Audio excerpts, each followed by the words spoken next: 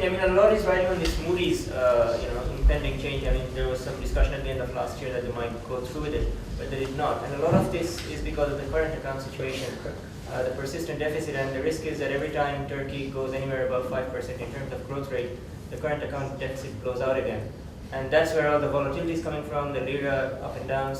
And I've also read that the government's actually taking steps to reduce the current account deficit on a structural level, increase the savings rate. I just want to ask the Prime Minister's office here how you guys are actually addressing that, and are you actually seeing any success? Because it's a medium-term thing, and how are you going about it? Sure. Thank you very much for that question. I mean, I think just to give you some numbers, the 2012 numbers has just been announced actually yesterday. The current account deficit is around 48 billion US dollars, which is around 6% actually of GDP. So it came down quite massively, obviously, based on what happened in the GDP growth. So the GDP, as you mentioned rightly so, when the GDP growth is above 5%, there is a problem with current account.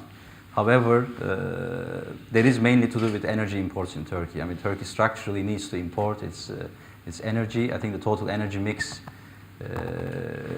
if you look at it, is around 75% imported. I mean, Turkey still imports over 95% of its oil needs, natural gas and so forth. So I mean, there is a structural problem which you cannot really correct overnight. However, having said that, the government is taking the right steps to change its energy mix. For example, introducing a lot in the renewable area, in the wind energy, obviously hydro. Mm-hmm. Turkey is very fortunate to have a lot of hydro potential, as well as we speak, obviously nuclear power plants as well. I mean, Turkey, as we are speaking, obviously has already commissioned one nuclear power plant with Russians. The second one is in the process of negotiations in the southern part of, I think in the northern part of Turkey, and then a third one is going to come into the picture. So Turkey wants to achieve around 5% of its total energy needs from nuclear by 2020. Again, this is a step to reduce current account deficit.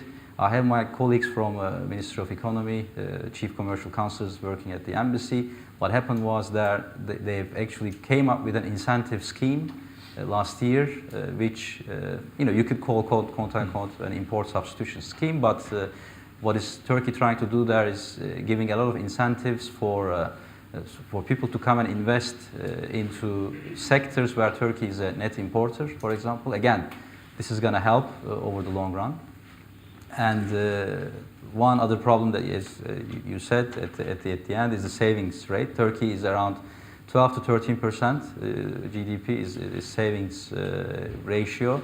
And Turkey on the financial side is now introducing a lot of incentives. For example, a new private pension plan scheme has just become effective as of 1st of January this year, which is almost exactly the same as you have in this country, where the government pays 25% of what you pay on top. So, I mean, if you put 100 lira in your pension scheme, the government pays 25 lira, same scheme that UK has, for example. So, the government is well aware of the problem, current account deficit problem, but as we speak right now, I don't see it as a problem because it's only 6% now.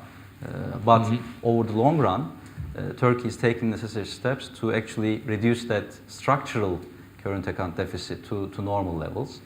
And as you mentioned, the Turkish lira risk, I think a lot of investors are obviously sometimes concerned, but I tell them not to be concerned because actually Turkish lira is getting stronger, and I think there is a pressure on central bank to actually reduce the rates and so forth, because they obviously look at the currency very, very closely.